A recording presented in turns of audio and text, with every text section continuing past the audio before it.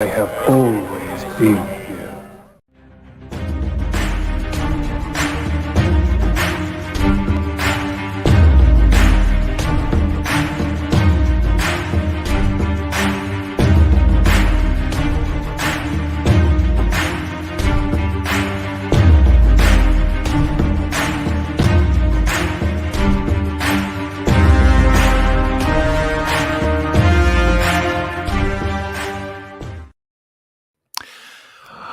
Well, good evening, ladies and gentlemen, and welcome back to the Ambassador Wing. Hope y'all are having a great Sunday evening.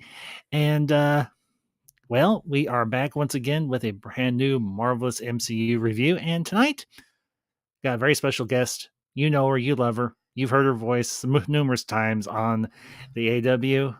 Give a very warm welcome and welcome back to Madam Ambassador. Honey, welcome back. Thank you.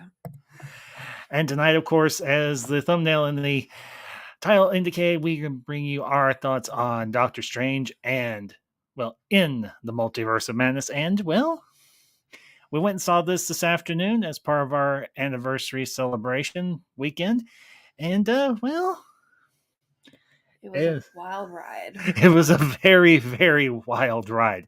And over the next hour or so, we're going to bring you our thoughts, what we thought of it. Did it hold up to the hype? Did it, is it a step in the right direction? Is it a furthering in the right direction for phase 4 of the MCU? And, well, just our brief thoughts. I think so. Honey, what about you?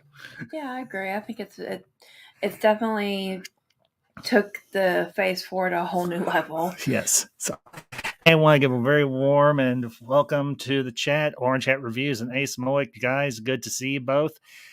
Orange, I'm taking it by your comment that either you hated this movie or you really enjoyed it. And, well, as I said, speaking for myself and the missus, she can speak for herself. She's here. Yeah. We really, really, really enjoyed it. We've been very much looking forward to Doctor Strange. And in the Multiverse of Madness, this is a movie that they've been building up to. And I can't say enough. And also to the chat, J-Man and Price is Right Reviews. Guys, fellow geeks, fellow ambassadors, good to see you both. Appreciate you stopping in this evening and hope you enjoy the stream. And of course, smash that like button, share this out with all your fellow Marvel and MCU friends, and tell them this is where the fun is tonight. So let's turn your brain off. Wise, interesting. I can agree with that because you do have to turn your brain off too, really, because this was a whole different level. So I can agree with that, Orange Hat, that you do have to change perspectives on how you view this movie. Well, and of course, this film was a welcome back or a return for Sam Raimi, for those of us who know his work with Marvel previously, and that was, of course, with the Spider-Man trilogy from the early 2000s. And, of course, being a Sam Raimi fan myself, knowing his work, watching his movies, even before he did the Spider-Man films, of course, the Evil Dead and Army of Darkness movies, this movie had a lot of little homages to those films, to his early days as a director. And honestly, like I said, speaking as a Sam Raimi fan, but also an MCU fan, this was a good fit. I really enjoyed Raimi's direction, style, how he framed this movie, how he shot it, like I said, the little winks and nods to us who know his previous work, and of course the obligatory Bruce Campbell cameo.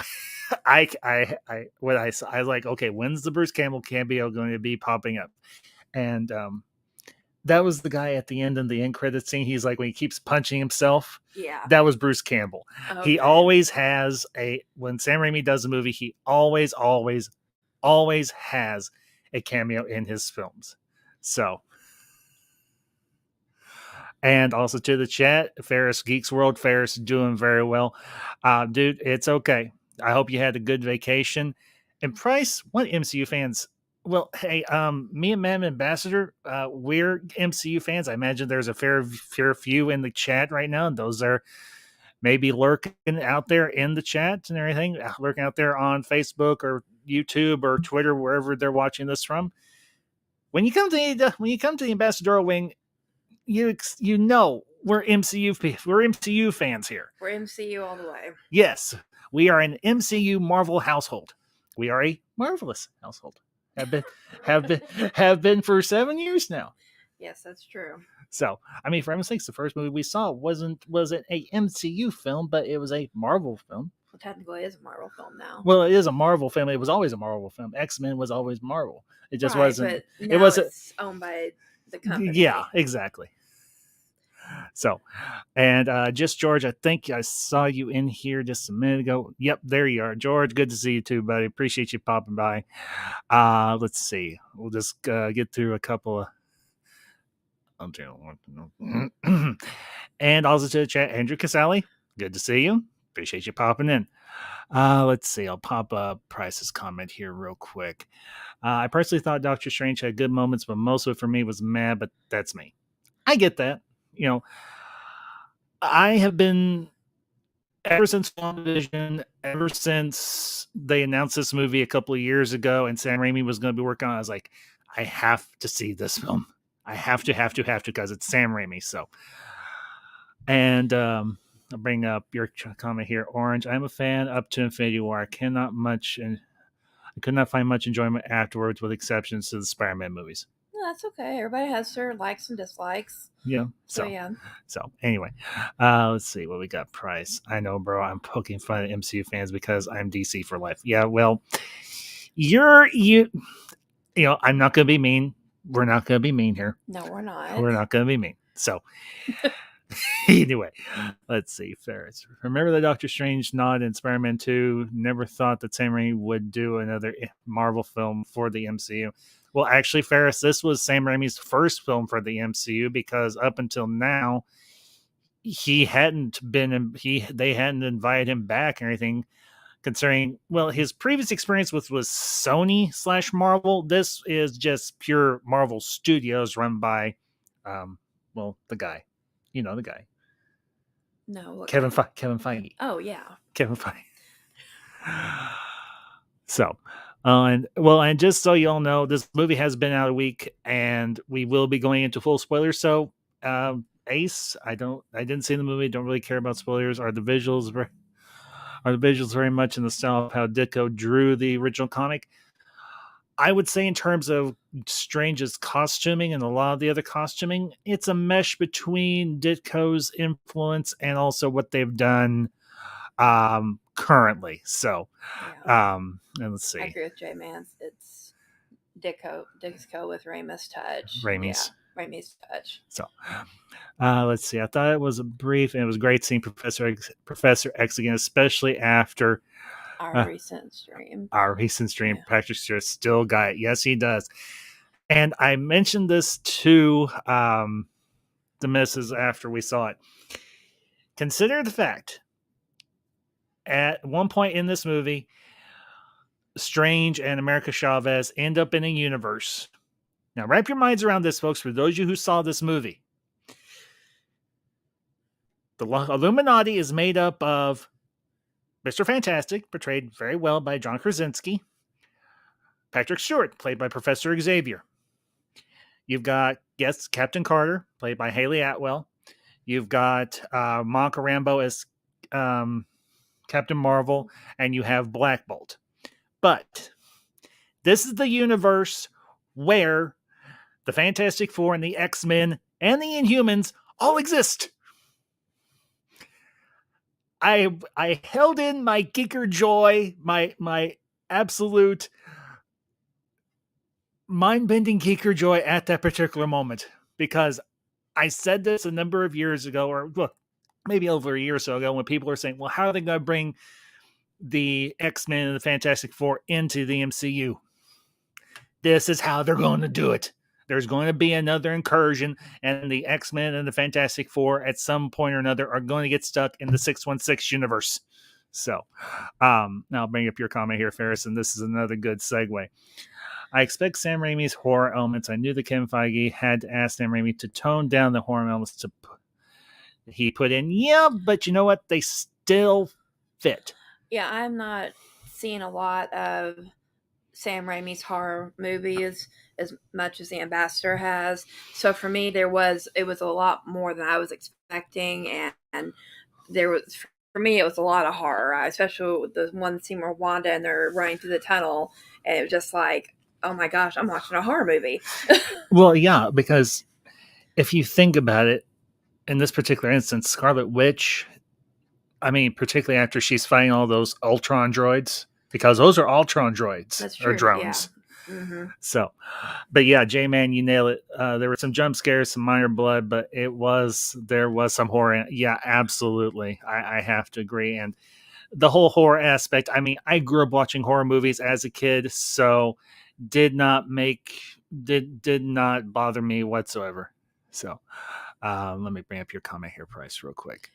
Yeah, Captain Carr, just LOL. Sorry, it's in my view just some honest jab at anti-American sentiment by making Captain UK. Anson Mount played Black Bolt. Oh, that's the guy that's playing Captain Pike on Strange New Worlds right now. Okay, yeah. Cool. Thank you, honey.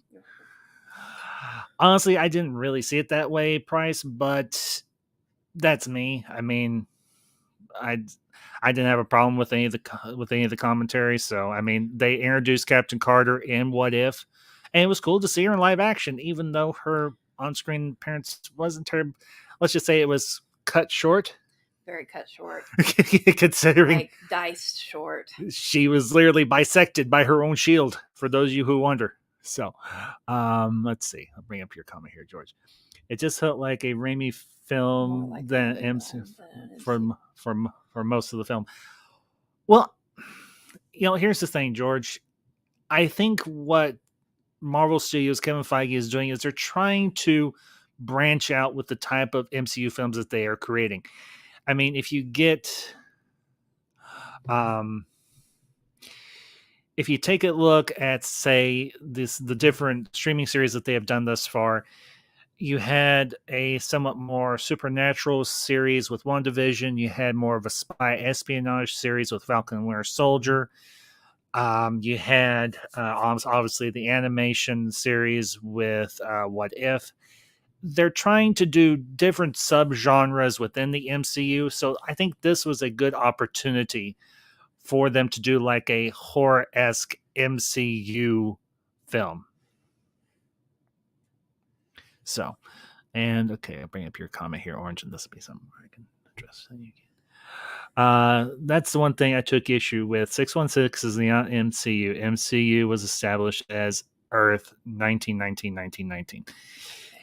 Well, either, you know, honestly, Orange, I get that you get into a lot of the really small details of it, but at the same time, it doesn't bother me. I mean, I'm looking at this just in terms of the entertainment value. Does it stick together with the rest of the MCU continuity that they have done thus far? And I have to say, yes, they have. They're obviously branching out. They're building towards a bigger universe, universal conflict, and down the road. You're fine, sweetie. Go ahead. So honestly, that whole dynamic doesn't bother me. I mean, obviously with Loki, obviously with What If, with WandaVision, obviously the shape of the MCU is definitely changing. We're branching out into a bigger universe, and I, for one, am here for it. I mean, the fact that we had John Krasinski as Mr. Fantastic, and we also had Patrick Stewart as Professor X, the fact that they were able to tie all of these little nods and winks together into a coherent story, not to mention you're dealing with further character development for Stephen Strange himself. It worked because it starts off with Stephen going to Christine's wedding, and she's marrying another man. And I don't know about you, but I feel like they picked up very nicely. I mean, obviously we had Doctor Strange back in, what was it, 15? Yeah. Or so? 2015. Yeah. And we haven't had a solo Doctor Strange movie since then. I mean, obviously we had him in Infinity War and Endgame. Well, a brief cameo in Endgame, but a more substantial role in. Well, also he had a somewhat of a brief appearance in Ragnarok, Thor Ragnarok. Mm-hmm. But we haven't had a solo Doctor Strange movie since the first one. So honestly, for me, I think the character development for Strange in this film was honestly very well done. So let's see who. Gosh, got a lot of people in here. Let's see. Oh, and Lewis Cox. Lewis, it's good to see you, buddy. And he's like, I effing love this movie. Right there with you. Right there with you, Lewis. So, all right, let's get into Price's comment here. I feel with the subtle horror elements in this film that it seems like that, at least in my view, the MCU is trying to experiment on how far to push without turning their films from kid friendly to family friendly. Yeah, I can. Without turning their films kid or family friendly. Yeah, and I'm honestly okay with that because I want them to take risks. I want them to do different things, but I still want them to continue to tell the stories that I have been invested in since 2008. And thus far, they have done different genres or subgenres within the MCU. And I was on board for this. When Sam Raimi was first announced for this film, I was like, this is a director I know. This is a director that has done movies in the past I really enjoyed. And he delivered here. He very much delivered. So let's see what we got here. J-Man. Ferris, that's how it goes when you do a film for MCU. Not much choice. At least we got a lot of Raimi isms. Yeah, that's true. Yeah, that's very true. For those of us that know Raimi's style of direction, he did a good job. So let's see. I'll bring up your comment here, Orange. I already know where they're going with it. Once they brought in concurrence, it was basically Marvel's Avengers Alliance, and Adam Warlock will most likely be needed to fix it all. That's a possibility. Yeah, that is a very good possibility. Yeah, so it's a good thought, Orange. Yeah, so let's see. What we got here? Price. One senior fight I did enjoy was fighting off his evil doppelganger. Yeah, that was pretty wild. Yes. And yes, Orange, you're right. It was 2016. That's right. Yeah. So, okay. J-Man, you have a good one, buddy. And we'll talk to you later when you get back in. So, let's see. Ferris. John Krasinski has a fan cast dream come true. I wonder if his character has a variant in the 616 universe. They haven't mentioned him as of yet, but it's a possibility. We just hope so. Well, I mean, it's a possibility that there's even a. I mean, when they introduced the concept of variants, and what was it? It was Loki, wasn't it? Yeah.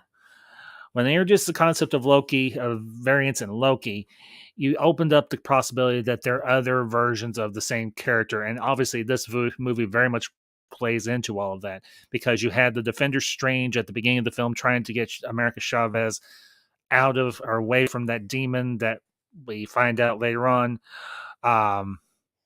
Was created by Wanda. Was summoned by Wanda, essentially. And I have to admit, Wanda made a good villain. Yeah, I wasn't expecting. I mean, I'd heard rumors. I was trying as best I could to stay away from spoilers. Mm-hmm. But having her as a villain, it was shocking and good at the same time because Elizabeth Olsen does such a good job with this character as a villain. Yeah, well, and here's the thing. I don't see her as a pure villain. No, I don't either. She's more of a sympathetic villain. She's a woman who's driven.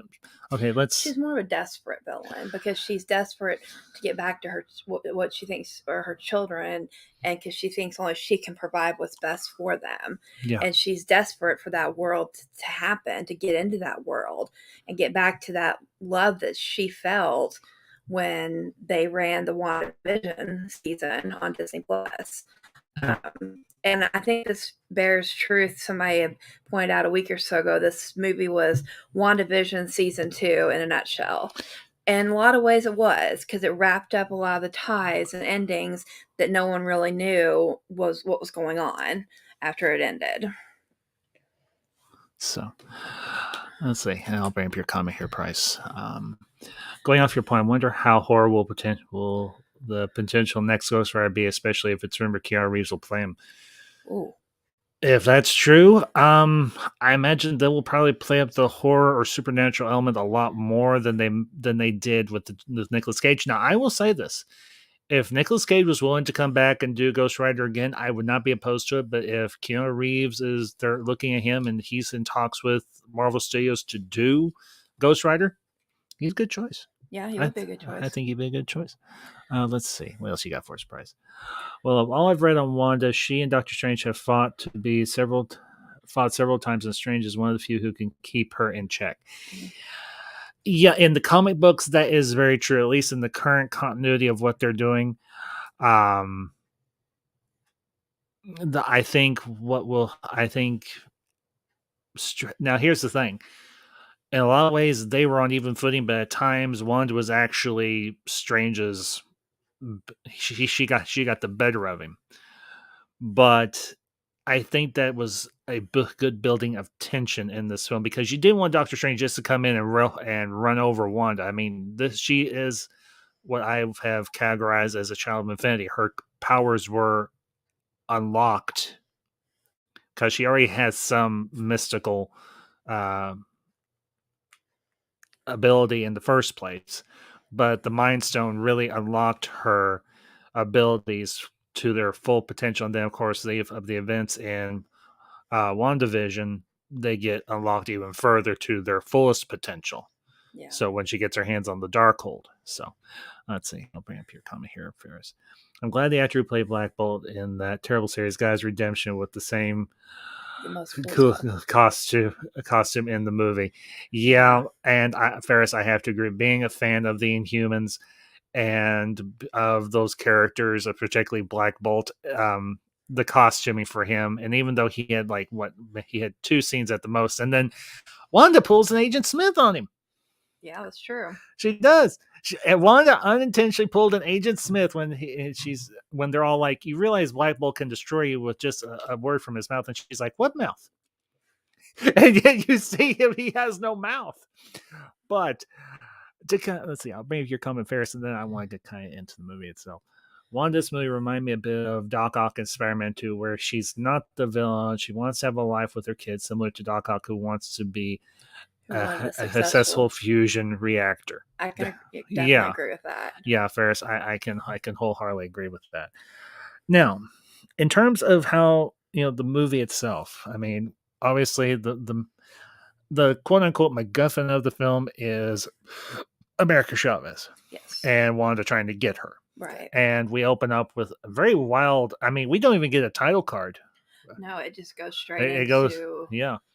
It goes straight into the story, which I think honestly was not a bad move. I mean, you got the title card at the very end, and I'll say it, the mid credits was really trippy, almost as trippy as what they did with the first Doctor Strange credits.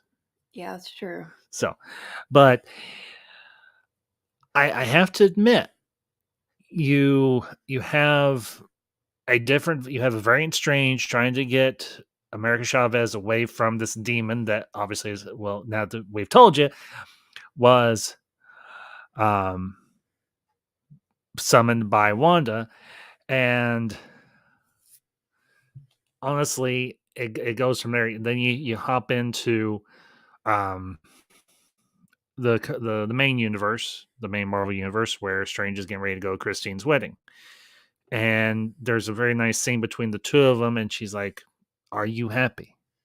Right, and he basically, I feel like he's trying to tell her the truth, that he is happy, but but he's also lying, because he's not happy, because he wishes he was with her. But at the same time, I think he also feels like after everything that happened to him, this is where he's supposed to be as Doctor Strange. Yeah, that's true. You really see, granted, like I said, the first movie we get introduced to him, we don't see him again until Thor Ragnarok, and then of course we see him in more prominently in Avengers Infinity War, and then of course he comes back in Endgame after the blip happens. So, but let's bring up your comment here real quick, Price. True at times, but Doctor Strange has an advantage he always uses against her. He's calm under pressure mindset since he was a former surgeon, so he is always able to always collected to defeat Wanda. That's very true. Yeah. Well, I'll say this. Though there are several sequences of a lot of action, but there are at the same time there's a lot of good character building moments, conversational moments, particularly after the big thing where America comes into the main universe and Strange sees the vehicles on the street being bashed around by this invisible thing, and then we find out the invisible thing is this great big tentacle one-eyed monster, like an octopus from Monsters Inc. Yes, it did. It very much did. But the scenes where they're bouncing around the multiverse, that whole sequence, that was wild as hell. Yeah, and of course, I think that was appropriate that Strange throws up after it's over with too. Yeah, because I felt like throwing up myself. Yeah, I mean, okay, if your eyes are quick enough, there's one particular universe that they pop into that it's nothing but the Living Tribunal, which is one of the biggest cosmic entities in the MCU. If you're familiar with that character, so I will bring up your comment here real quick, George. I feel bad for Charles. This is the third time he's died on the big screen. Don't remind me of that gosh awful movie, X-Men Last Stand, please, George. But the Illuminati movie goes down like the X-Force and Deadpool 2. I actually know of that sequence, Ferris, and I can't say I necessarily disagree with you, but they do. I mean, okay, of all of them, Captain Marvel, she stands the closest bit of a chance. I mean, okay, Mr. Fantastic. Okay, I'll say this. The Illuminati that I know of from the Marvel comics would have stood much more of a chance against Wanda than this particular Illuminati. But at the same time, the fact that they set up the concept of the Illuminati, this will not be the last time we see this group. So, but, honestly, go ahead. For me, watching Captain Marvel and Wanda both having the powers from the Infinity Stones go at it was just so wild and crazy, because it's like you can see Captain Marvel winning, at least in my perspective, and Wanda has to literally pull a statue down on her to stop her powers. Essentially, yeah. It's like she's that desperate because she knows she's losing. Well, she knocks her through a wall and then drops a statue on top of her. Yeah, that's the only way she can think of to beat her. Yeah. So, I'll bring up your comment here, Price, real quick. Hang on. When I thought Quiz Monster, I'm not gonna lie, I thought it was the Goose the Cat, since it was almost an alien monster disguised as a cat. That's actually good. I didn't even think about that. Yeah, but this wasn't a Flurkin. And I have a Flurkin Funko Pop. Now, it was Flurkin ugly, but it wasn't a Flurkin. But, honestly, I think the big takeaways from this movie, for me anyways, was Strange finally coming to terms with the fact that he has his life and he is happy. Yeah.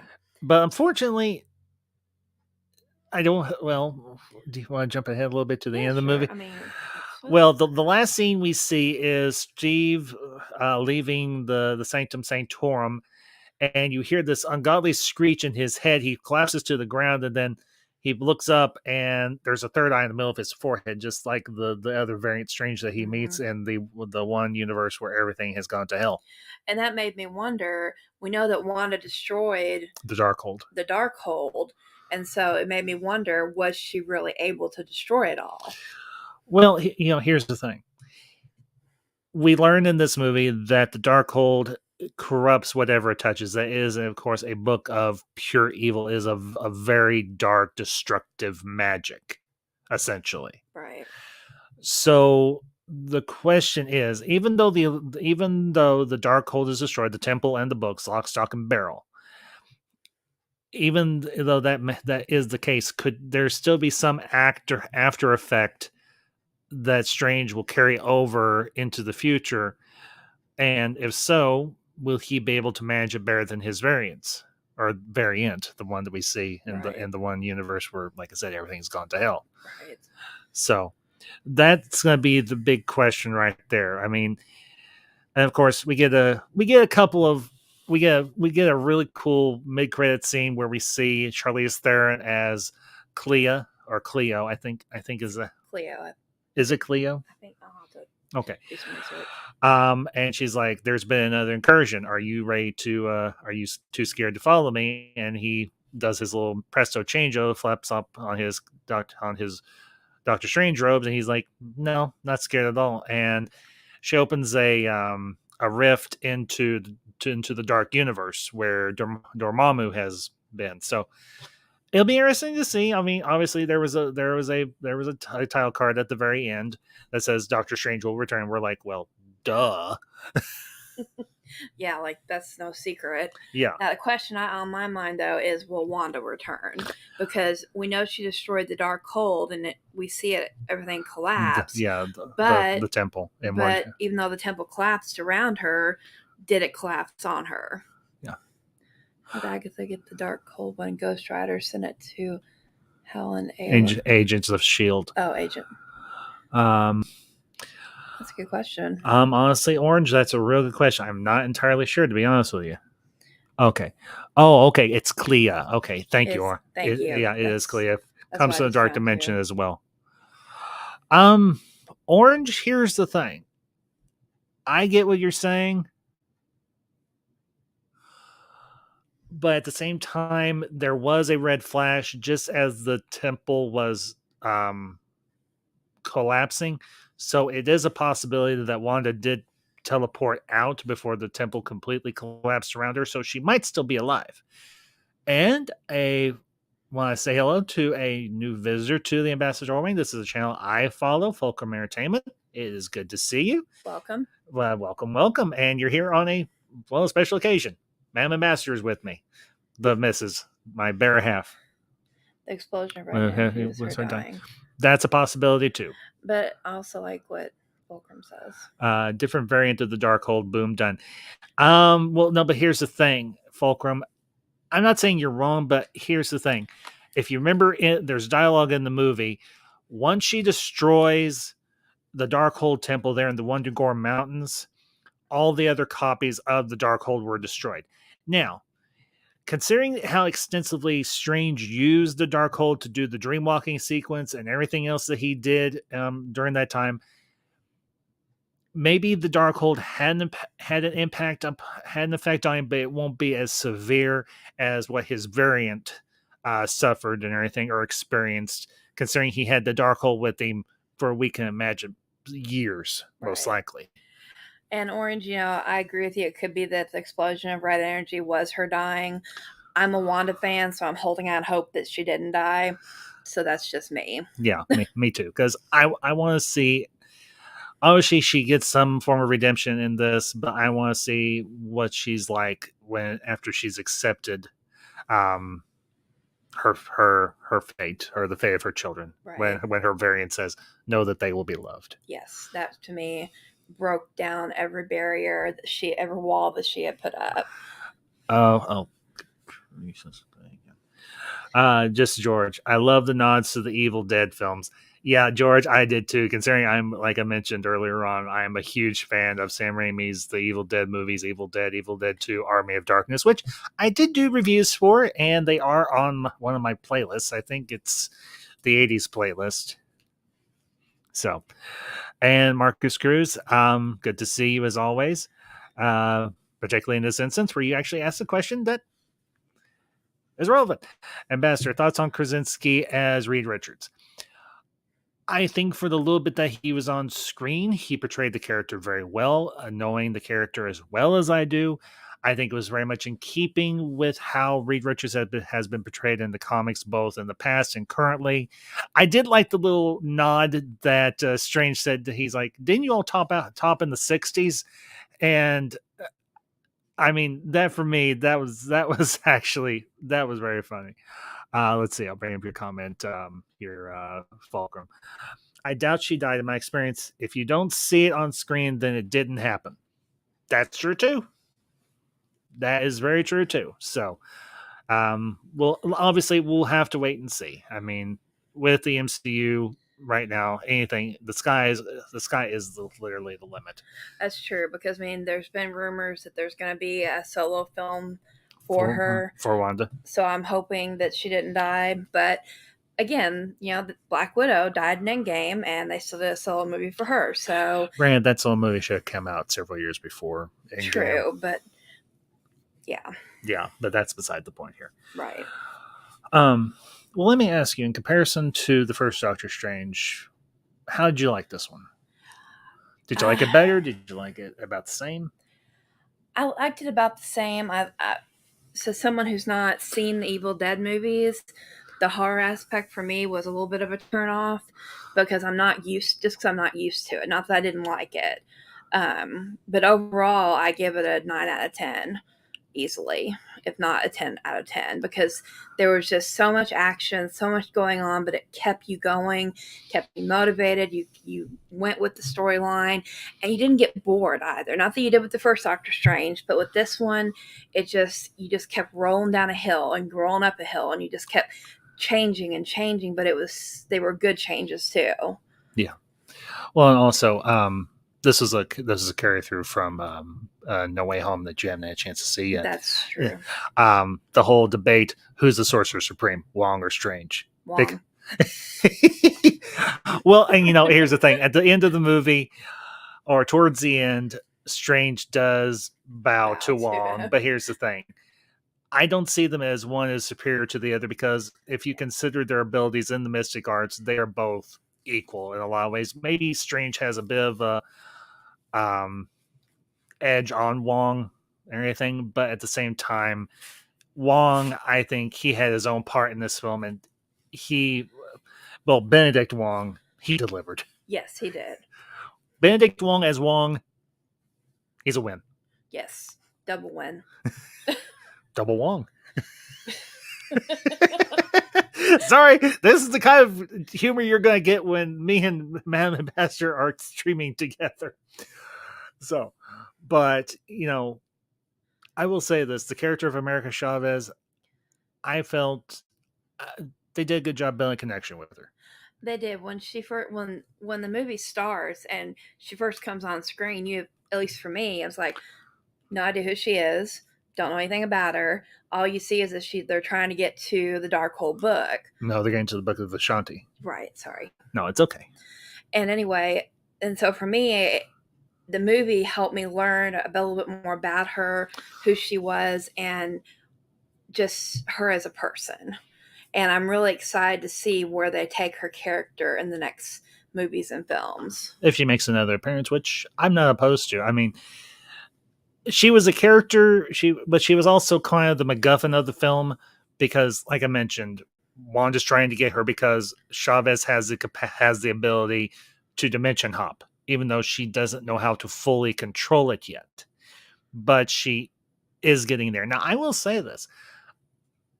I know some people may call it cheesy, but I like the effect for when she does dimension hop, when she opens the star-shaped portal. Yeah, I thought was really cool. How it matched her jacket too. Yeah. So, and let's see. I'll bring up I'll bring up Price's comment here real quick. My next wishful think observation: since Doctor Strange tapped into the multiverse in this film, I was thinking we would get the interdimensional Council of Reeds, see 3 of them with Infinity Gauntlets. Bryce, I know exactly what you're talking about. We may get that someday, but I don't think it's going to be anytime soon, because first they need to, even though we got introductions to the Fantastic Four and the X-Men, sort of, but they're going to have to do a little bit more. But I'm sure, we know that there's going to be a Fantastic Four film, even though John Watts stepped away from the director's spot and everything. They're looking at somebody else to do it. And I'm sure whoever they get, they'll get somebody good. I have no doubt of that. So bring up your comment here, Ferris. I love St. Patrick Stewart as Professor X again. I'm still wondering if his Professor X is actually a variant of the X-Men the animated series, Professor X, just like the yellow floating chair. That might have been an Easter egg for all of the X-Men fans out there. Maybe we'll have to wait and see. But yeah,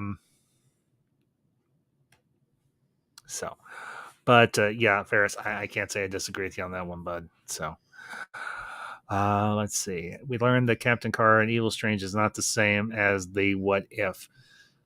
I would say that the Captain Carter we meet is pretty much the same one that we met in What If. Yeah, maybe. I mean, I didn't watch the entire... Well, no, wait a minute.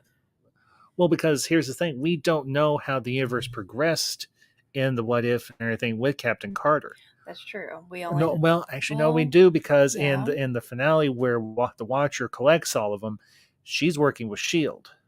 See, I didn't watch the finale. Yeah, that's okay. So this could be a variant Captain Carter for all we know. So see, just George. Yeah, George. Steve Rogers cared for Wanda. I wonder how he would react to her killing Peggy, even though it's not the Peggy he knew and loved. Somebody did a meme that spoiled that for me a couple days ago, and that put on there, like the scene from Civil War where Steve is telling Tony, she's just a kid, and then it shows her throwing the sword or throwing the shield and basically cutting Carter in half.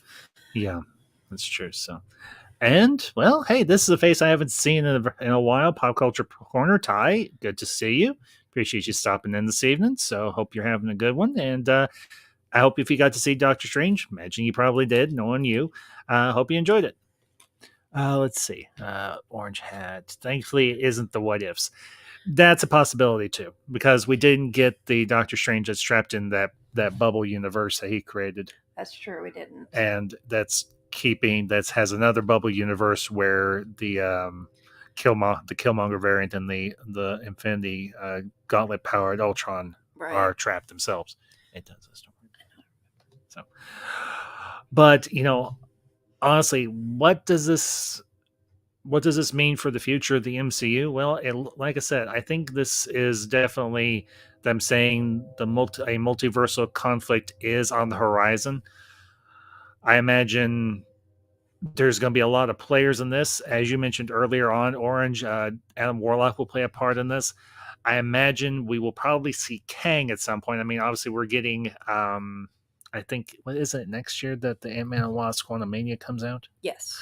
So in February, I believe. Yeah, it's next year for sure. So I imagine that will definitely be a part of the Orange, I do, because you didn't care for What If. So it's okay, but don't worry about it. So, but I want to kind of talk about America for a few more minutes. Well, the character, America Chavez. Because this was a character that we didn't know really a whole lot about, but they were able to, through 3 or 4, I think, really good scenes, tell her backstory. Tell why we should care about her. Because this is a young woman who's literally been lost in the multiverse for years. She keeps bouncing from one universe to another. And plus, what really I connected with her was the part where she tells Strange, "I don't dream." And it makes you kind of stop and think about, I mean, we all have dreams, whether we dream at night or just dream during the day or daydreaming or whatever. And for me, that was kind of I connected with her because I was like, man, how hard must that be to not be able to wonder what it's like to change things or do things better, or, I mean, in a dream world. So, let's see. I'll bring up your comment here, Price, and this is something I can more... let's see. With the story establishing the X-Men, Fantastic Four, and I will add the Inhumans, the MCU in one universe, it makes me ponder if villain Scarlet Witch met Jean Grey, Dark Phoenix. Oh boy. Wow. Oh boy, indeed. Because this Scarlet Witch and that Jean Grey, they could quite literally destroy the cosmos in a blink of an eye. I mean, there is a pair of characters that pack a wallop in terms of power. I mean, they can both warp reality. They control people's minds. They have massive energy projection ability. One is quite literally the embodiment of all life, tainted life in the cosmos, and one is the Scarlet Witch. Jeez, Price, you just that's a big. Let's see, Ferris. Could this be Patrick Stewart's last portrayal of Professor? Because I think the 616 X-Men might be portrayed by different actors. That's entirely a possibility. Because here's the thing: if you remember, Ferris, Patrick Stewart's last performance of Professor X was obviously in Logan, which I'll be covering in a few weeks since I'm doing a series of reviews on the X-Men franchise. So good and bad. I'm going to address them all, well, except for one, but that's beside the point. Tonight we're in Marvel. Yes. Well, X-Men is Marvel. We're in the MCU. Yes. Yes, I know, honey. It's okay. It's okay. But with America, this is a girl that literally has no roots, had no family. Now, I know there are going to be some people out there that are going to throw a conniption fit because it shows her having two mothers, because the two mothers are gay. Guess what? I don't care. Was the character well-rounded? Was she well-performed? Do I hope to see her again down the road in the MCU? Yeah, I do. Will we see her? We don't know yet. Obviously, she's currently at Carmitage learning to be a wizard. Yeah. So, and I think that'll also help her learn to control her own natural abilities, her dimension hopping. Exactly. Which I think was kind of the intention. So, but sorry. The big thing for me was, yes, was I excited for another Doctor Strange film because I loved the character? Yeah, I was. But the more important thing for me was this going to develop the character further? And also, how is it going to link into this multiversal conflict that they are building towards in the MCU? Because this is definitely going to be the next big conflict in the MCU. I even think Thor Love and Thunder is probably going to play at least a small part in it. Oh, I think it's going to play a larger part than we realize. And that's a possibility too. And yes, folks, we will be bringing you all a couples review on Thor Love and Thunder in July when that comes out. But I have to say, yeah, there was good character development here. I didn't want to just see a bunch of wild, crazy visuals because that's what I expect from Doctor Strange. I've developed a connection with the character. They did that with his solo movie and with his other appearances in the MCU, particularly in Infinity War and in Endgame. Now, the one thing I did want to address is the variant Strange from the Illuminati universe. Yeah, that was very interesting because they end up killing him. Yeah. But they also create a cover story for him because, well, as I said, the world needs heroes. And we see that this Strange, in the Illuminati universe, I think it's universe. What did the variant Christine call it? Do you remember? No, I don't. Well, it's called the Illuminati universe. Says that he got his hands on the Darkhold, and he used it to defeat Thanos, which they did. And unfortunately, they end up having to destroy him because he knows what he has done is wrong, and rather than fight against him, he accepts his fate. 838. Okay, thank you, Orange. Appreciate it. So, and here is a name I have not seen in my chat in a very long time, and I have very much missed. Superior Hair Collectibles. Cody, it's good to see you, man. Or whoever is on the other side of that chat, bud. I've missed you. Good. Hope you're doing well. Hope the family is doing well, and hope you enjoy the stream. Glad to have you here tonight. So, I'll bring up your comment here, George, real quick. 1 second. I'm glad the movie wasn't a cameo party like some were hoping. It was a Raimi film that focused on Strange and Wanda and gave a solid introduction to America Chavez. Yes, I very much agree with that because, I mean, there were so many rumors floating around. There was only 15 cameo appearances, one by Tom Cruise. I mean, just to name one, for example. Yeah, it's a variant start. Yeah, and I was so glad they didn't do that because they kept the movie, I feel like, focused on Strange and Wanda and just like you said, George, it focused on them and it gave a solid introduction to Americans. America, yeah. I'll bump your comment here, Price, 1 second. Now that I mentioned it, it's a shared universe. How long will till we might see a more accurate and first debut of Galactus in some form, and not some giant space cloud? That's a very good question, Price. Because, as most of you know, as much as I love the Fantastic Four, the two films that they did not capture the spirit of those comics or the team whatsoever. It was absolutely just, not to mention, I was massively disappointed. And I even said this when I watched the movie. This was a long time before I met you. Mm-hmm. When I went to see Fantastic Four and Rise of the Silver Surfer, and then I saw the giant space cloud, and I was like, "What the hell did you all do? That's not Galactus. It's a giant space fart. Galactus is not a cloud." And hey, Orange, if you liked the Fantastic Four movies, great. But for me, okay, I did not expect them to do like a giant. I did not expect like a giant man in a big old suit of purple armor, but not a space cloud. No, just no. No, the best. Now I will say this: the best part of both those movies was Doctor Doom, which I'm waiting. I'm waiting for Doom. Give me my Doom. He's drooling for Doom. Literally. Get out. No. But yeah, honestly, yeah, I have to agree. I it's only a matter of time before they do give us a proper introduction to the Fantastic Four, and once they do that, then I imagine we'll get some sort of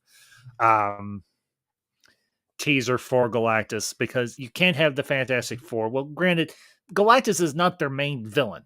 Doctor Doom is their main villain, but at the same time, no, it wasn't, Orange. It was just a big cloud. I watched that movie numerous times, Orange. I'm going to have to disagree with you. He was not inside the cloud. And he was inside the cloud. It was just more cloud. There was no dude in his kick-ass suit of armor. It was just a big old cloud. So, anyway, George, I'm treating my mom to the film next weekend. I hope she's not upset about Wanda. Lately, the MCU hasn't been kind to her favorite characters. Toya, Natasha, Aunt May, and Wanda is another favorite. Yeah, George, I can understand where you're coming from on that one, but we will have to wait. I hope your mom enjoys it. So anyway, okay, let's see. Price. Yep, Space Farts Ambassador. I watched recently. You see His head. Oh, go ahead and do Price first. That's okay. Yep, Space Fart Ambassador, and what did I tell you about staying away from black holes?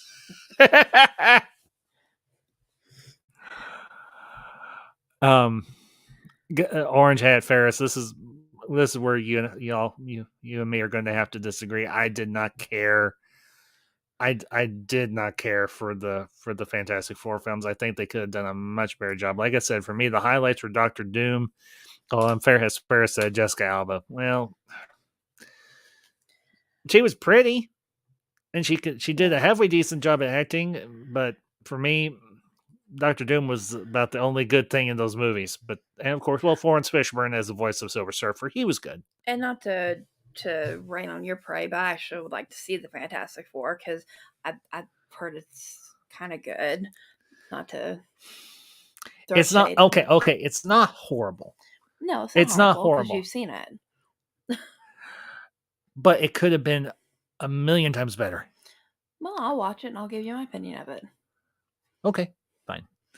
Let's see. Orange Hat. Dr. Doom was done well. Yes, Julie McMahon as Dr. Doom was.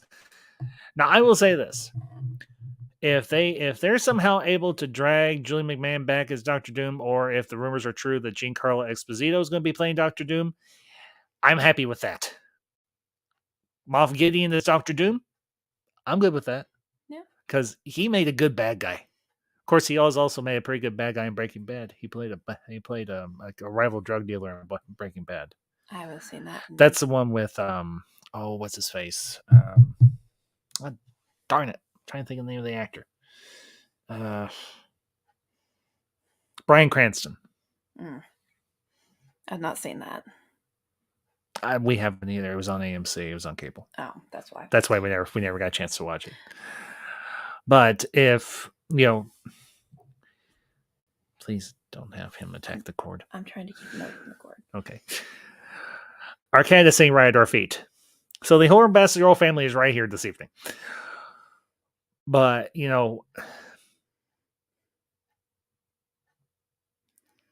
I have to admit, I think this movie did live up to the hype. I think it lived up to it very nicely. It gave me exactly what I was expecting, plus a little bit extra. And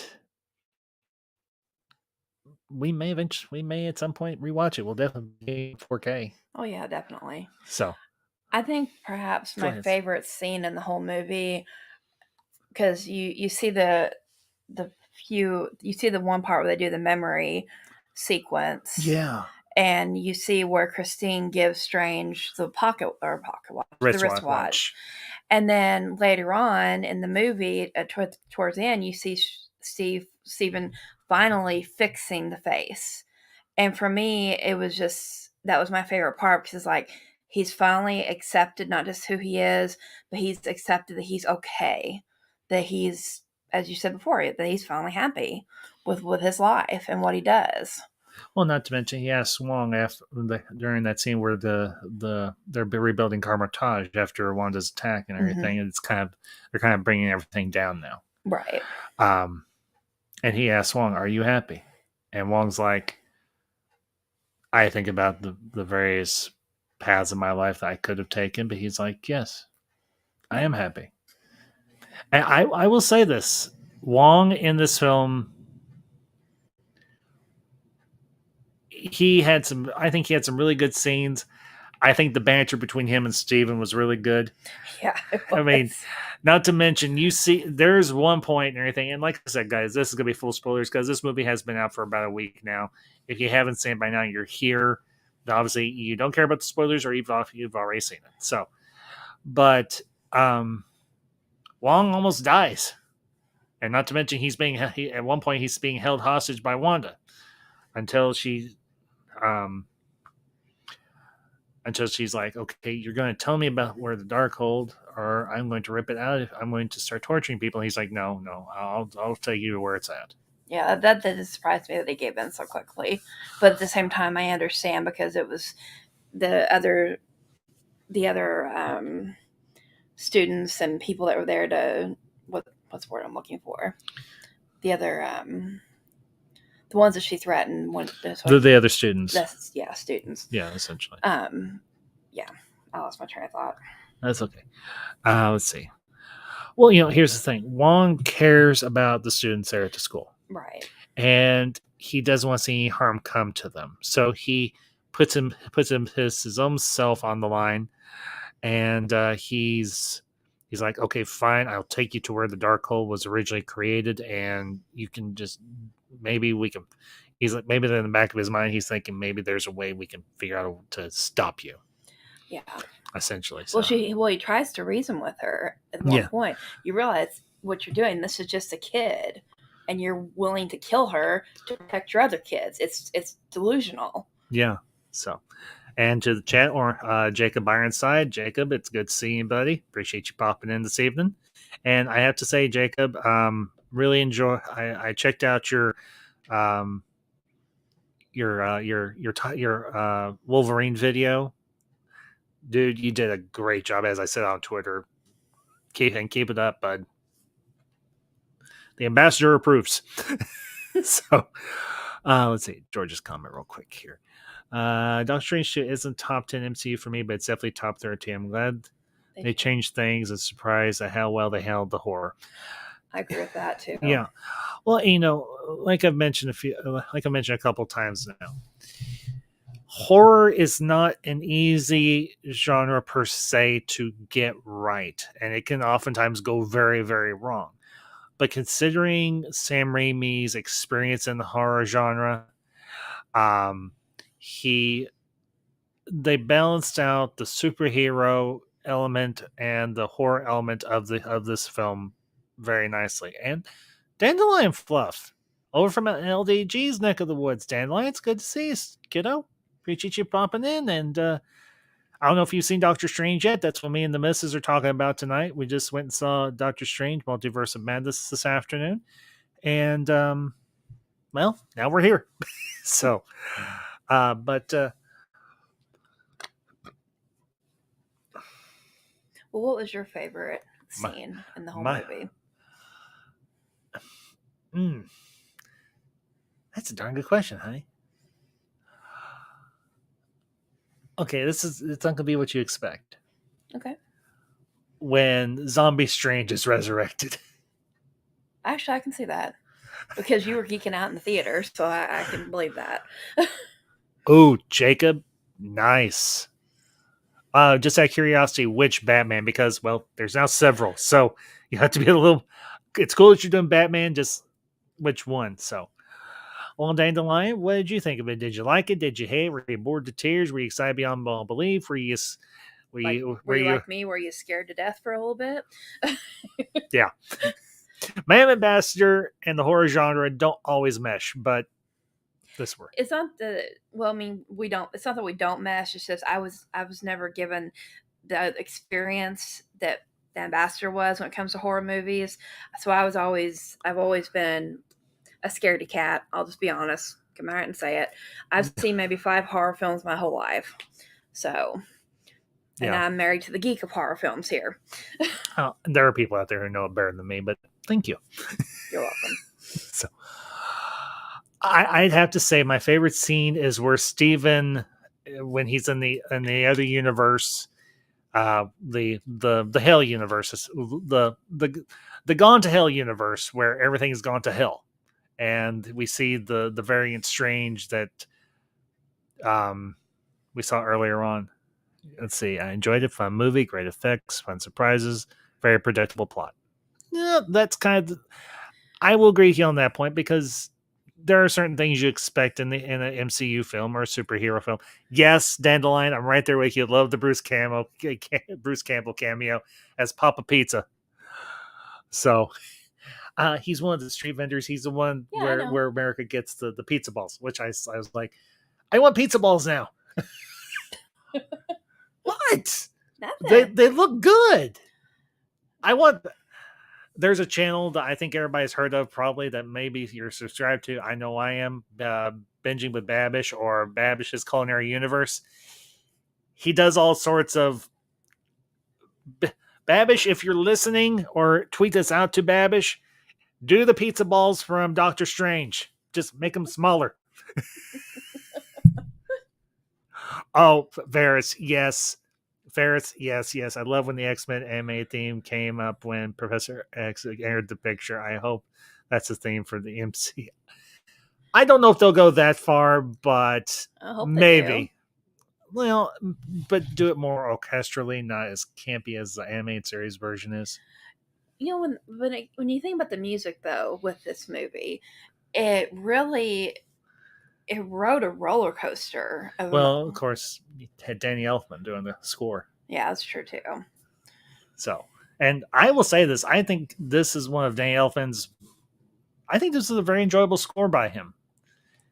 And, you know, being a person who loves music, who has appreciation of music, who had an appreciation of music instilled in him early on by, well, Father Ambassador, who hasn't been, well, isn't with us anymore, unfortunately.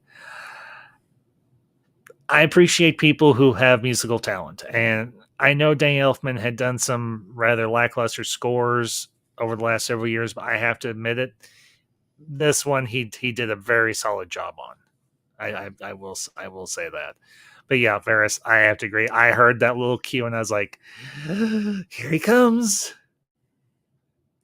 Here comes the bald guy in the big yellow hover chair. And I will say this. The hover chair looked good. It looked great. It did. Well, it's hard to, it's sometimes difficult to recreate something from animation into live action. True. But they did. If you've ever, well, even from comic book panel into live action. I've seen the comic book panel of it because I saw it on Yeah. Somebody posted on Facebook. That's how I found out about it. Yeah.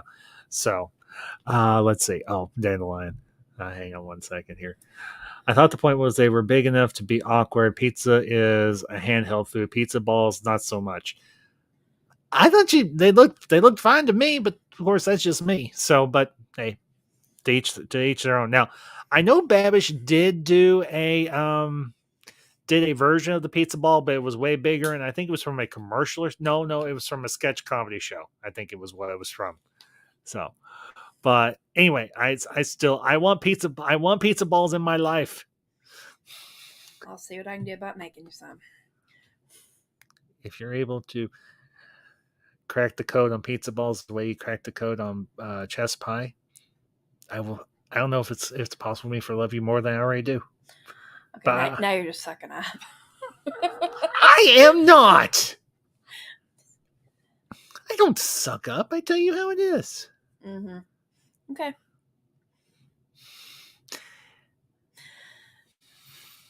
Let's see. Hang on one second here. Dandelion.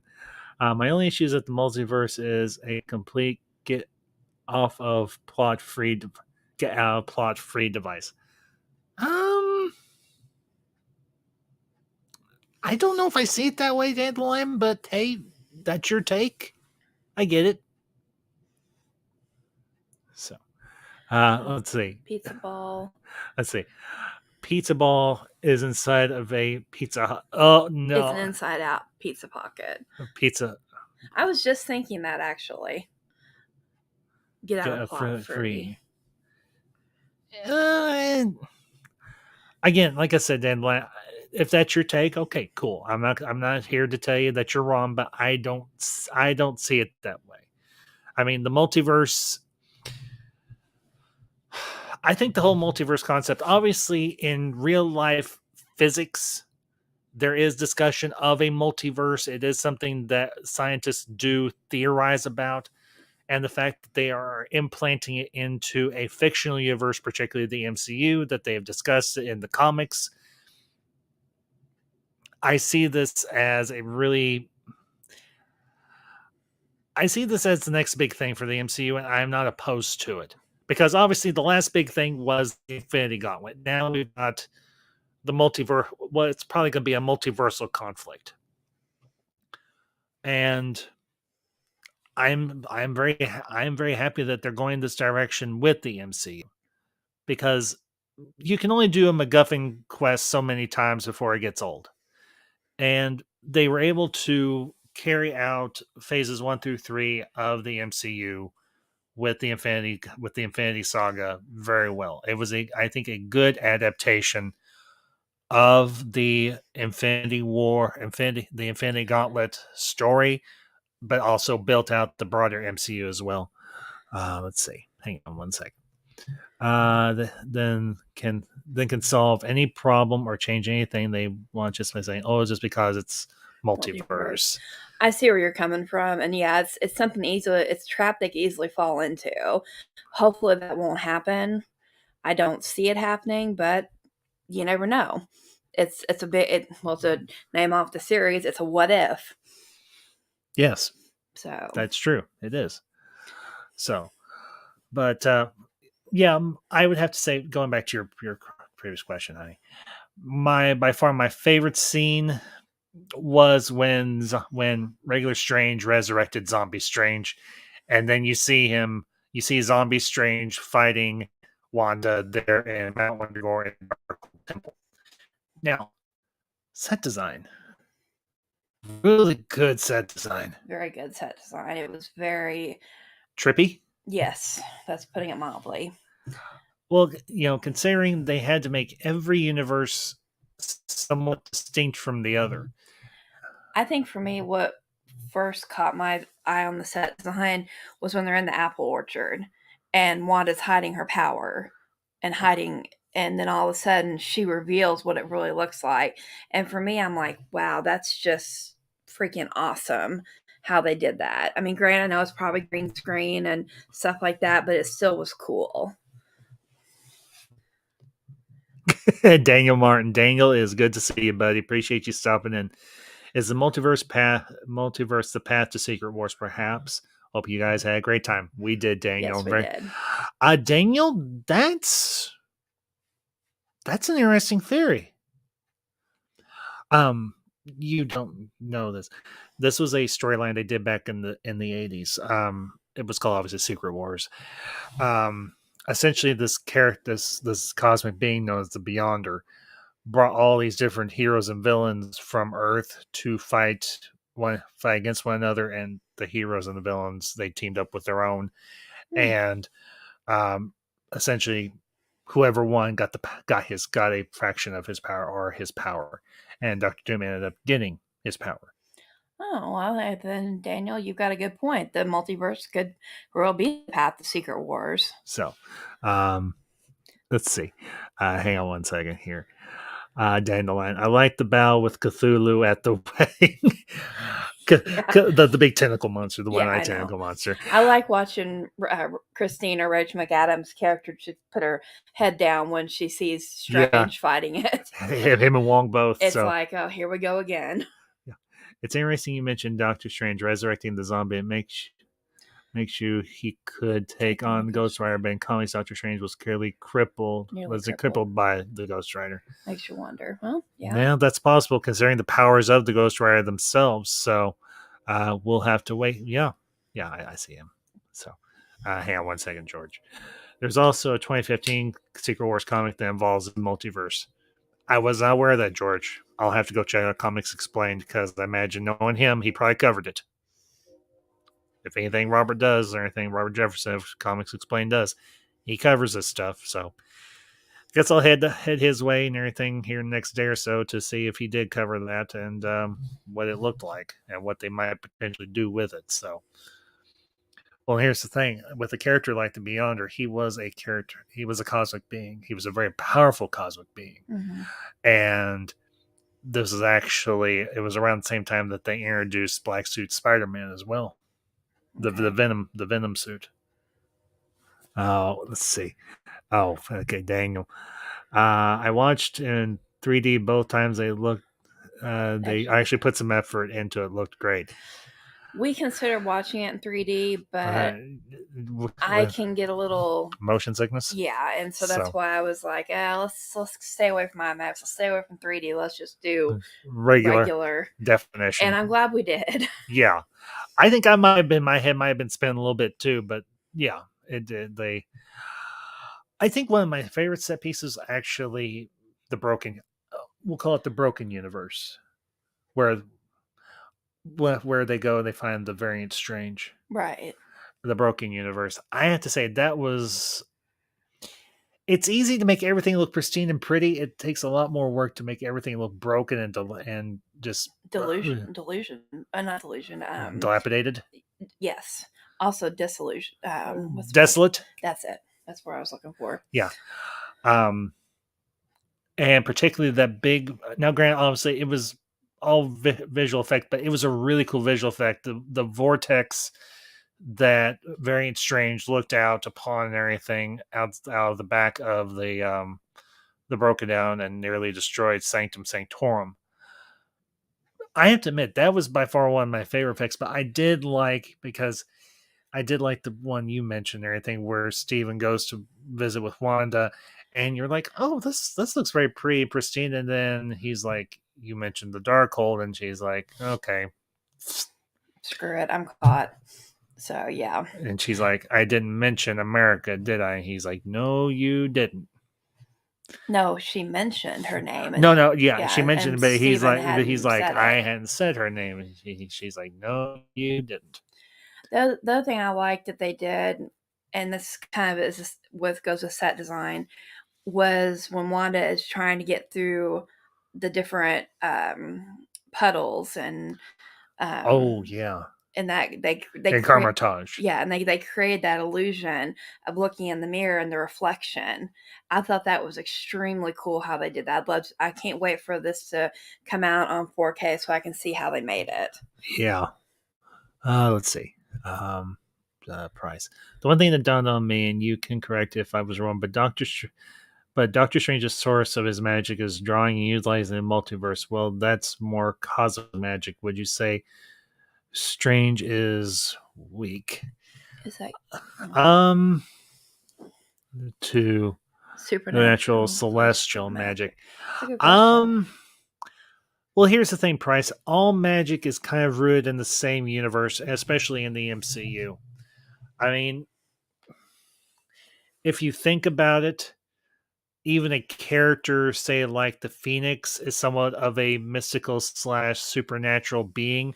You could say that even the Celestials themselves are definitely, obviously, they're cosmic beings, but what they. Okay, let me put it to you this way, Price. For a human being, Strange's potential as a sorcerer is exceedingly high, and he does use his power very, very well and very creatively, and I think to a great effect. But if you compare a human to, say, the Celestials, or maybe even Thanos with the Infinity Gauntlet, or Adam Warlock, or maybe even Silver Surfer, then yeah, in terms of power scale, Strange is on the shorter end of that spectrum. But in terms of human beings that can wield magical power, he's right. He's high up there. Just I'm not gonna say he's as strong as Wanda, but he's pretty darn close. And Daniel, your comment about them using the musical notes, that was very creative. I was not expecting I that. wasn't either. That was a really cool thing that they did. Yeah, Daniel, I have to agree with you. It's the universe where they're fighting each other musical notes. That was yeah, Daniel, it very much was. Yeah, as I say, as a son of a music geek, or as the son of a band geek, yeah, I can't say I didn't I appreciated that particular sequence. So, but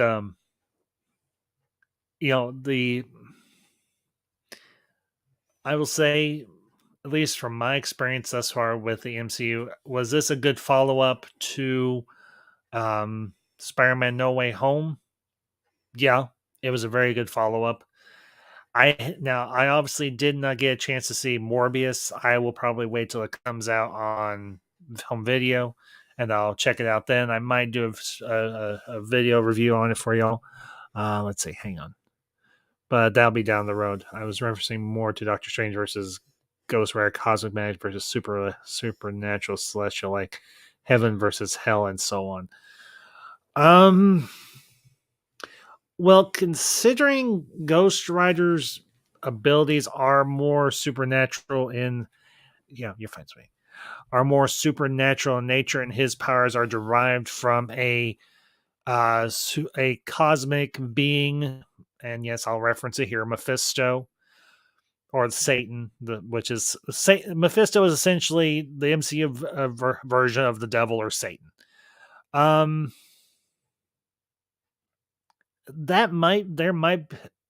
Ghost Rider might have a bit of an edge on him, but if the Doctor Strange that Ghost Rider faces is the one that still has a touch of that after effect of interacting with the Darkhold, he might have more of an edge on him. We'll just have to wait and see. We'll first have to wait and see if that's even the verses that'll take place. It could potentially, we don't know for sure yet if that's a character that they're going to introduce into the MCU. I know they've, like we mentioned earlier on in the stream, that they're talking about bringing in Ghost Rider and having Keanu Reeves play the character, but that's all rumor and supposition at this point. We haven't gotten anything concrete as of yet. So, but just in terms of pure theory price, I would say that would be a closer fight than any of us might consider. I mean, eventually, I imagine Strange will elevate back up to the rank of Sorcerer Supreme. There might come a time when Wong decides to step back, but and allow Steven to take on the rank of Sorcerer Supreme. We'll have to wait and see. So, Let's see. Dandelion. I'm gonna head out. There's a break in the rain. I want to take a walk. Dandelion, thank you for being here tonight, kiddo. Appreciate you popping in. And if you see LDG time, I'm gonna try and make it back over to the waiting room at some point. I've just been busy and I have not been avoiding him. But regardless, my dear, you have a good night, and we appreciate you being here. So let's see what you got, Jacob. What do you think about Wanda defeating Professor X? Would he be able to easily? When he be able to easily take control of her? Jacob, considering the strength of Wanda's mind, and even though Professor Xavier's the strength of his mental abilities as well. I mean, obviously, he's the most powerful telepath in the world. I don't know if he would be that easily able to override her mind. Now, obviously, he was able to do so. Here's the thing about Professor Xavier and his abilities.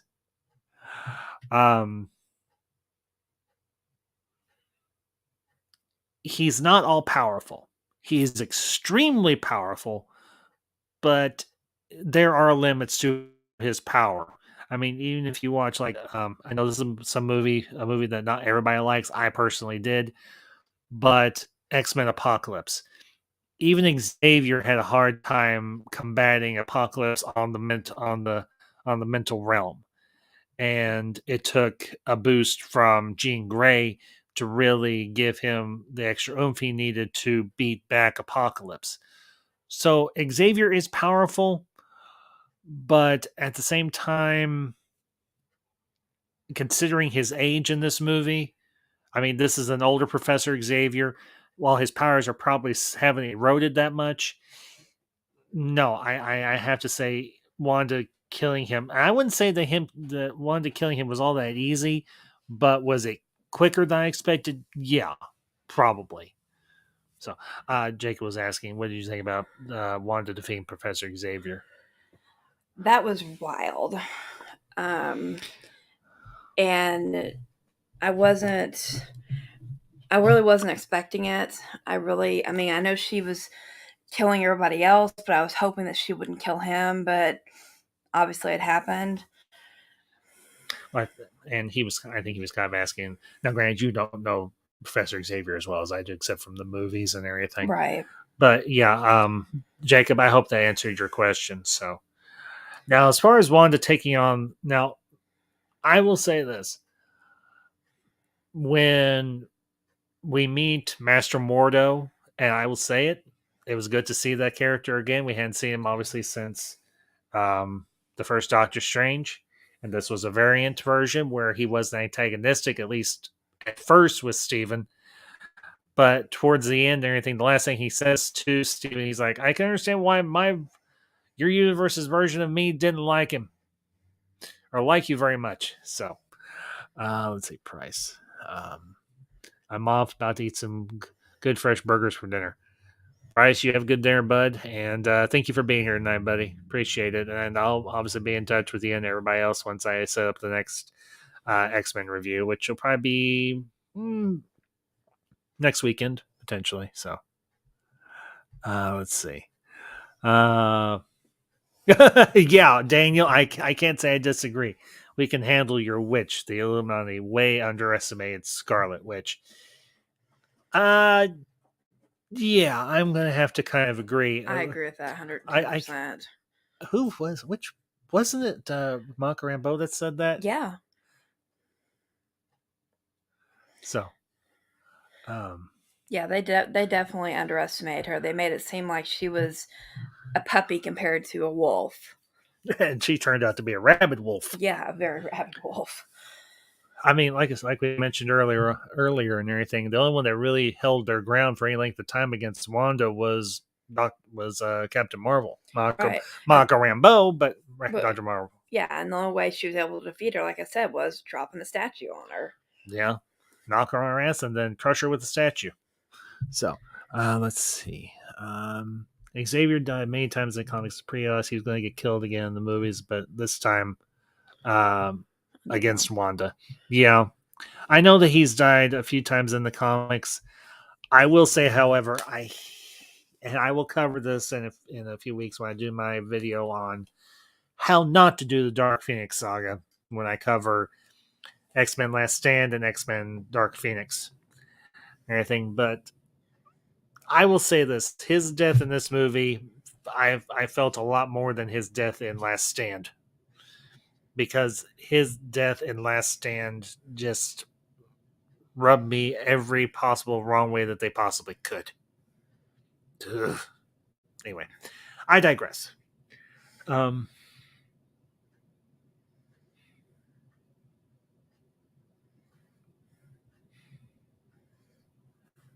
Yeah. I'm waiting for you to say something. Yes, dear, I know. I'm thinking. That's the scary part. You're thinking. Well, let me ask you this. In terms of where they go from here, I mean, obviously this is all theory at this point. Obviously we got Cleo, Charlize Theron as Cleo, in that mid-credit scene. Do you think the next thing for Doctor Strange will be him being a part of the multiversal war, which might lead to Secret Wars, or do you think we might get another movie with him before that happens? I think that they'll go with something similar to the path of Secret Wars. I really do. Mm-hmm. Not that another solo movie wouldn't be great. I mean, look at Thor; he's coming out with his fourth one. But, yes. But so I mean, they may decide to take that route. But I think more, my personal opinion right now, the theory I have is that they're gonna lead towards another group movie where you get another ensemble. Kind of like with Avengers and Age of Ultron, you have the group together, and I think that's what they're going to head for. Maybe I might be totally wrong, but that's just what I think. Yeah. Well, I mean, we've covered the same pretty much. Let's see. Okay. Do you guys still think they'll do a House of M loose adaptation?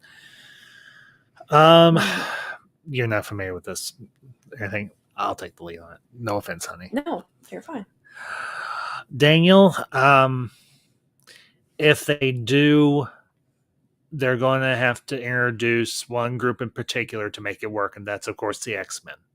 Now, obviously, we got Professor Xavier. We got Professor X in this movie, which I mentioned earlier on. We got introduced to the universe where the Fantastic Four and the X-Men and the Inhumans all inhabit. So the question is, now that we have that particular piece on the board, when are they going to bring the whole both full teams in? Because here's the thing: if there's one group of X-Men in one universe, there's obviously another group of X-Men in another universe. So which universe is it going to be, and how and where are they going to be introduced? Also, with the Fantastic Four, we got Reed Richards. Obviously, this Reed Richards got killed. But there's got to be other Fantastic Four out there. Obviously, it's not in the 616 universe. It's, well, obviously the head of the Fantastic Four in the 838 universe is now dead. And also the same is true for the X-Men. But they put that particular piece on the board to say, this is coming, people. The Fantastic Four and the X-Men are going to be here. We're not just going to use them as a one-off cameo and that's it. Because there's a lot of stories they can do. There's a lot of things they can do with these groups of characters and their rogues galleries. That's going to be a lot of fun. So, let's see, Jacob. I was disappointed that what they did to Mr. Fantastic's fans wanted John Krasinski as Mr. Fantastic for a while. Jacob, here's the thing. You can still have John Krasinski as Mr. Fantastic. It'll just be a different variant from a different universe. Because remember, every universe, minus I think the 616. Now, if they do an origin, which I don't think they should, but if they do introduce the Fantastic Four, it'll be a Fantastic Four from another universe. And here's the big thing. And this is just a theory. but the whole road to Secret Wars through the multiversal conflict might drop a variant group of the Fantastic Four and the X-Men into the main 616 universe. It's a theory, but it would be the easiest way for them to do it without having to do another origin story, because everybody that knows Marvel, knows the MCU, knows how the Fantastic Four got created. They went into space, they got exposed to cosmic radiation, and poof, you got the Fantastic Four. I didn't know that, but now I do. Yeah, essentially that's how it happened. So, and MJ won media. Good to see you, bud, and glad you enjoyed it. Obviously, me and the missus did. We've been talking about it for about an hour and a half now.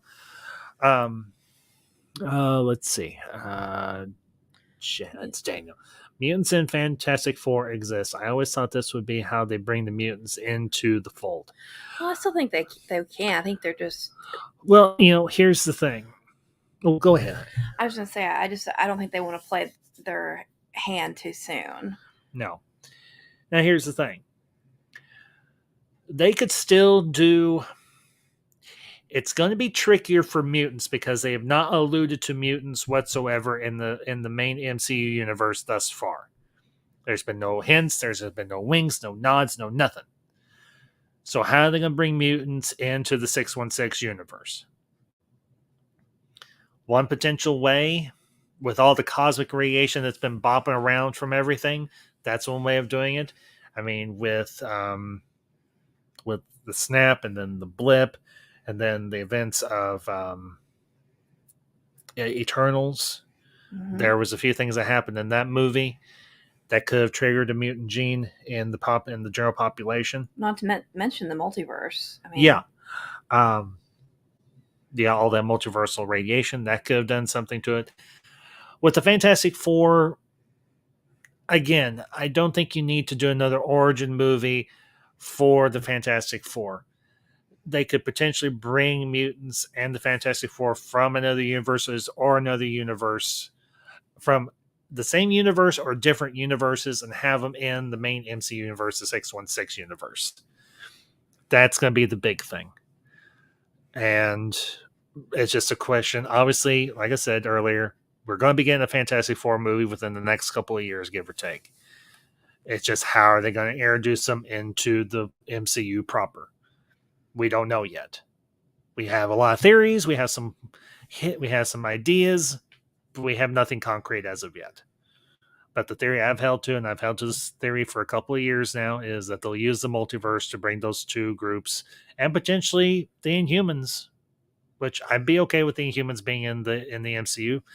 It's a cool team. I know they kind of screwed the pooch with the Inhumans movie back several years ago now, which I was really bummed about. But that's not to say they can't try it again and get it right this time, because they don't have a bunch of fuddy-duddies who don't know comic books to save their lives. You have a guy like Kevin Feige in charge who does know the stuff, knows what the fans want, and will give it to them. Hello, Mr. Feige. You've been doing a good job. Keep it up. So, but yeah, to give my final score on this, I'll give it an 8.5. I would have liked a little more character development, maybe a little more time with Strange and Chavez, and maybe Wong. But for what we got, I was happy. And at the end of the day, that's, well, for both of us, that's the important thing. Did we enjoy it? Did we have a good time? And were we happy when we left? Yes, on all three counts. Yeah, so that's our thoughts on Multiverse of Madness. It didn't drive us mad, but it made us mad with joy. So I'll bring your comment here, Ferris. Can you imagine an MCU X-Men movie portrayed by completely different actors without the iconic casting of Patrick Stewart and Hugh Jackman, etc.? Yeah. Yes. Because here's the thing. You've got other actors, particularly for Professor X and James McAvoy, if he decides he wants to come back to do the role, and I hope and everything he is not written off playing that part ever again. Hugh Jackman as Wolverine. That's going to be a tough act to follow. That's going to be a very, very tough act to follow because you really can't have the X-Men without Wolverine. Now, they did do First Class. Now, granted, he only had a cameo in that, and I liked his cameo. I won't lie. Yeah, it was a good cameo. He was like, go F off, essentially, is what he said. But Ferris, here's the thing. I have not lost faith in the MCU yet. Have there been some weaker installments? Yes, there have been. I will agree with that wholeheartedly. But has it completely lost? Have I completely lost my investment in the MCU? No, it hasn't. And until they do a massive blunder where I'm just like, nope, I'm out, I'm done. I'm going to give them a chance to impress me. So I'll bring up your comment here, Daniel, real quick. I've heard people speculate that Wanda and Peter Maximoff could be retconned into being mutants to explain why they were the lone kids that were able to survive the experimentation done on them. X gene. Daniel, that's a possibility. That's a very good possibility. It's a very good point, too. A very good theory. Yeah, because if you remember, Baron Strucker, all the people that he experimented on, all of them died. But they didn't. Yeah, they were the only ones who died. Now, obviously, we find out in WandaVision that she is a latent witch. Right. And that the Mind Stone unlocked her abilities as a full-blown witch, aka the Scarlet Witch. So we'll have to wait and see what they do. That's not a bad theory, Daniel. And whoever cooked it up, they know their stuff. So wouldn't be surprised if it was Comics Explained that came up with that theory. The guy's smart. He knows his comic books as almost as well as I do. Of course, I think I'm just a smidgen older than him, but you know what? I will not disrespect a fellow comic book fan. Never. Oh, yeah. The moment Wanda and Xavier had seen together, I got X-Men vibes. Yeah. MJ, yeah, I have to agree with you, buddy. I truly do. Yeah, that because Wanda in the comic books and in a lot of other media, she's always been portrayed as a mutant. She has always been a mutant. So they could potentially do as Daniel suggested and retcon her and Peter into they were mutants, but unfortunately he died. Let's see. I would like to see a standalone Marvel movie that's not connected to the MCU for a change. Well, Jacob, here's the interesting thing. I don't know if it's not necessarily a movie, although it's movie length. I would say it's definitely movie quality. Moon Knight was definitely a somewhat of a departure from the normal MCU stuff that we have gotten over the years. But Jacob, here's the thing too: the MCU is the moneymaker for Marvel Studios. So, am I saying they will probably never do a standalone film? No, I will never say never. Do I think they'll hold that for something in particularly different? Maybe, yeah. So, let's see. I wonder if Marvel Studios will bring back Pietro, aka Quicksilver, played by Aaron Taylor Johnson. They might. It's possible. Yeah, I mean, I wouldn't be opposed to it. With Marvel and MCU, anything's possible. Yeah, so definitely. Let's see if we got MJ. If I handle the introduction of the X-Men into the MCU, I would not. I not only had Wanda and Doctor Strange, I'd introduce Storm and Black Panther 2, Rogue and Captain Marvel, and a Hulk versus Wolverine film. Leading to Assembly X-Men film. That would be really awesome. That would be. I won't lie with you, MJ. Yeah, that would be cool, bud. I'd love to see that happen. Well, yeah, because that's how Rogue got her powers.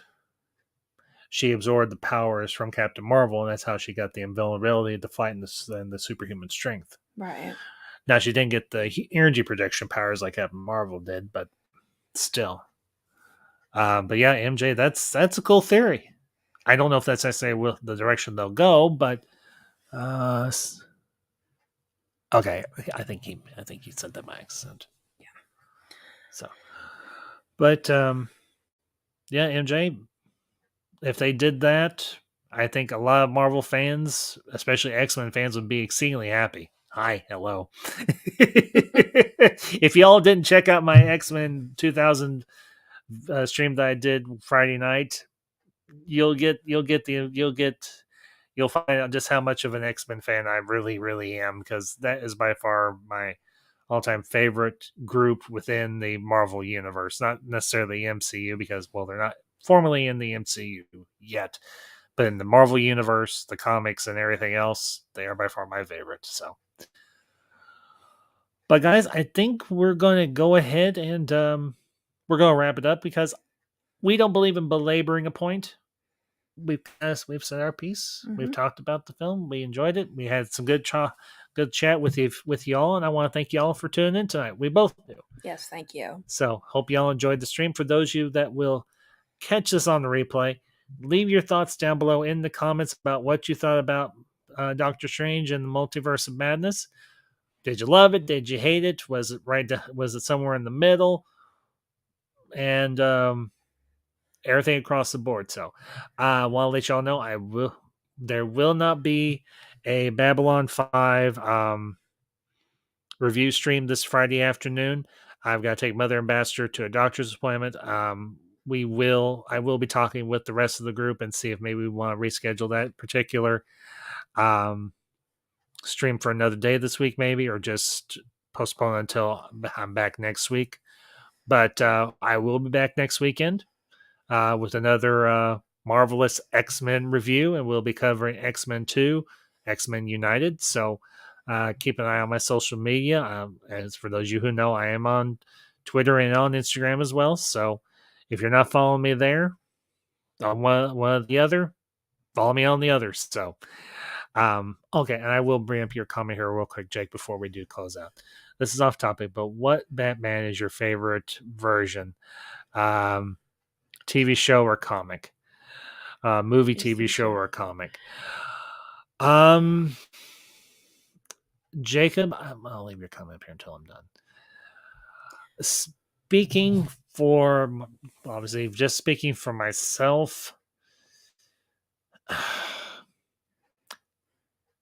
I would have to say by far my favorite is Batman 89. It's a close tie between Batman 89 and Batman the animated series from the 90s. That is by far my favorite. I never really read the comics all that much, so I really can't give a take on which artist or whoever did the best run of that, but I would say Batman 89, and a close second is Batman the animated series. So, what about you, sweetheart? Well, I never really watched. I've only seen clips of the animated series. My favorite movie is a Batman is the one from 1989 with Michael Keaton, because I was the first one I ever watched. I watched it with my dad, created some great memories, and I loved it. So that's my favorite. So, and Ferris, this will be the last thing. See y'all guys. Hope I'm there for the next X-Men stream. Ferris, and if you want to join me for that stream, just let me know, and I'll send you a link, bud. So I'll be in touch with you on Instagram. So, but that all being said, folks, thank you all for being here tonight. Hope you all enjoyed it. I know we most certainly did. We will see you next time, and until next time, stay ambassadorial. And this is the Ambassador and Madam Ambassador signing off.